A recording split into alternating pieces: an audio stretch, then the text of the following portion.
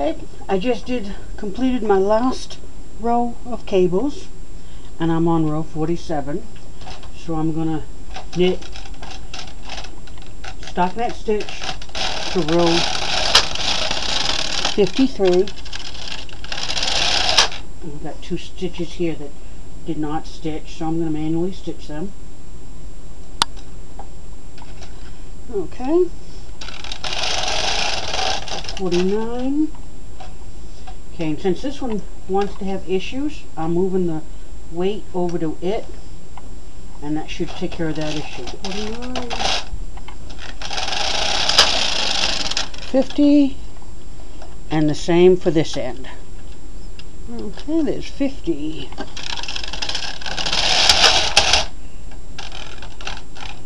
Okay. 51, and I dropped several stitches. That's what I get for trying to rush a little bit. They're just no biggie. Just pick them up, put them back on the machine, and then manually stitch them. I had quite a few, didn't I? All you have to do is pick them up, lay them down, and re-stitch the stitches.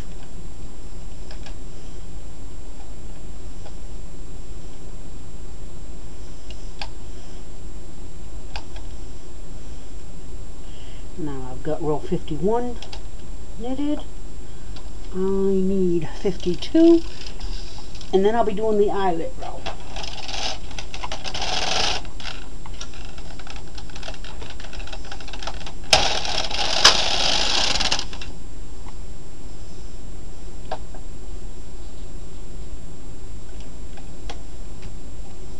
I think I have a stubborn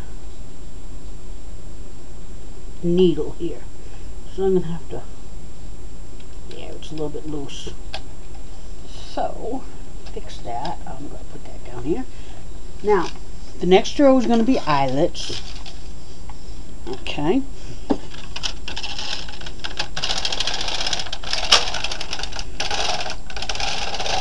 Okay, now this is where I'm going to maneuver eyelets on. So pull them all down. And I'm going to do, this is my needle manipulator. Okay, so the first is a blank. I need to set them up. So that's 1. Okay, that one. Then I'm going to go 1, 2, 3, 4. Then 1. Then 1, 2, 3, 4.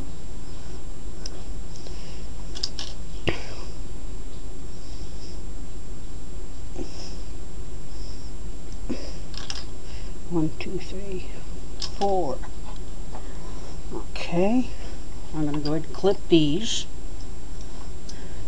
My polymer clay is not that strong at the moment. Okay, and just pull out these because I need 4 there, because every 4th one is going to be an eyelet. Every 5th one, actually. 1, 2, 3, nope, one more. 4, make sure I got it 4. Oops, I got 3 there. Okay, what do I have there? 4. Okay, so this has got to go over 1. 1, 2, 3, 4. Into the 5th one. And this one's got to come over. 1, 2, 3, forward into the 5th one. And this one's just got to come out because it doesn't match my numbers. Okay, put my clips back on. And now I'm going to pull out the needles that I am going to make into eyelets.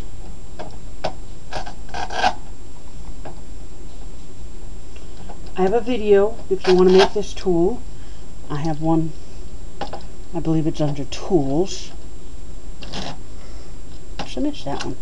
Okay, now let me get my pins out of the way. Now I'm going to be sliding these over 1.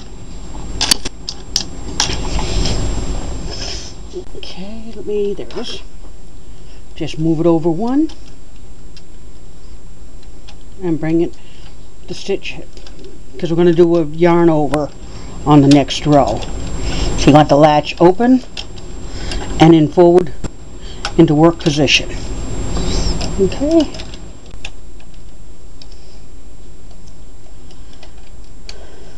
Just forward. Okay, move this one over. Move this one over. Now if you want them closer together, go right ahead. I wanted it kind of look more like a flower than a pom-pom. I hope. We'll find out, won't we? Now I still have to make the I-cord, which I'll show you a couple ways to do that. Okay, so now I want to knit until, how many? Hang on. 58. Okay. So, gonna knit one row. Make sure all those yarn overs get their yarn over. Okay. Yep. Oops, that's an almost a no. Oops, that's a no. So that's got to come up. And that's a yep. Okay, so now I'm going to go to 58.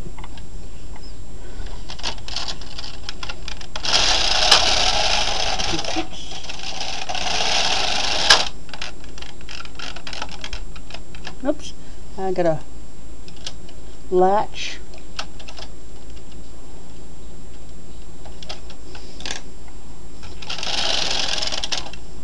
Okay, 56. 57 and 58. Now the last row I am going to do in the key plate 4 because I'm going to do a crochet cast off.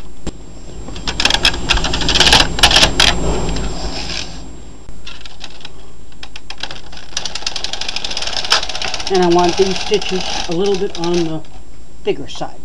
Okay, then I will take out my single latch tool and I will just crochet across just like that.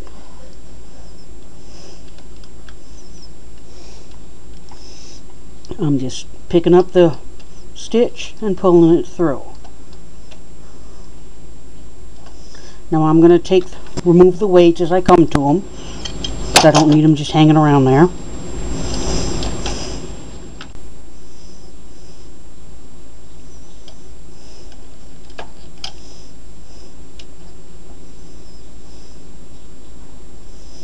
Okay. Now another way you could do it is put them all forward of the latches, which this is a little bit quicker.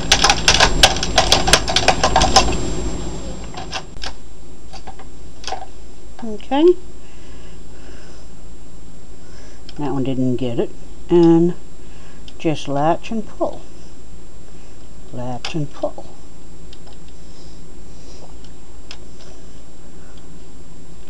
Okay, now the next step is to, using the mattress stitch, which I'm not going to do on camera because I've got a couple of those videos to do the mattress stitch. I'm going to stitch the two sides together because my hat is done in 2 sections. If you had enough needles to do the whole section, you'll only have 1 seam. But I'll have 1 on each side because I only have 60 stitches. Now if you're doing acrylic yarn, you won't need as many stitches because this is probably a weight 2 or 3, whereas acrylic, don't want to do that pull too hard. If you do, not a biggie, you can fix it. Just try not to do it twice in a row. Okay, just restitch these that you pulled off. Okay, leaving that last stitch on the needle until you come to this point. Then pull it through. And then pay attention to what you're doing. Okay? And I'll be back tomorrow, probably tomorrow, with a couple ways of doing an I-cord. Okay? Okay, I'll be back. Have fun. More to come. Okay, the next to the last part of the hat is the I-cord, and I want to do a 4-strand I-cord. Okay, and I'm just going to use a quick E-wrap, tie my loop, and I'm just, like I said, I'm just going to do a quick E-wrap on this. And I'll hang my weight on that.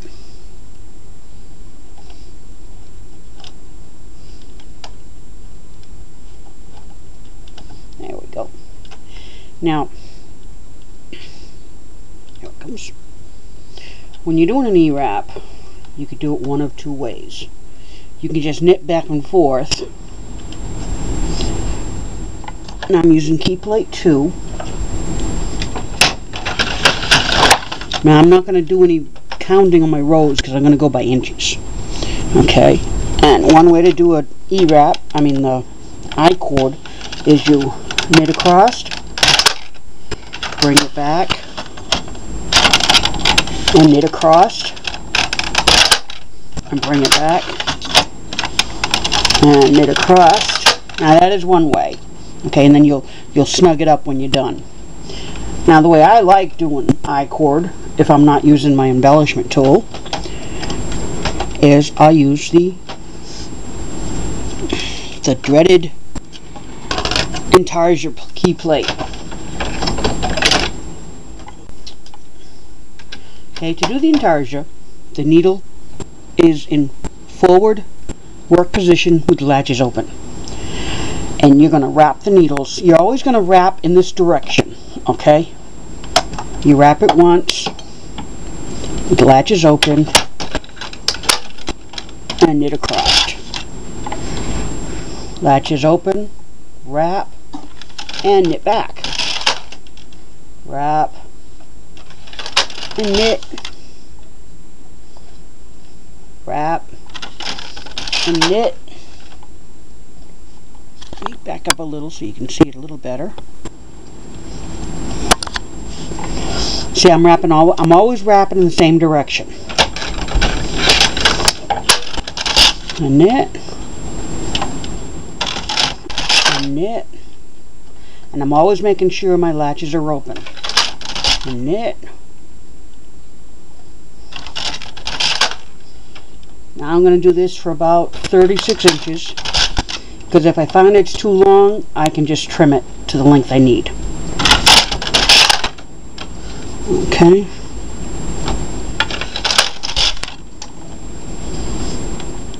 Okay, and I will be back after I seam up the hat, because I've got my 2 halves here.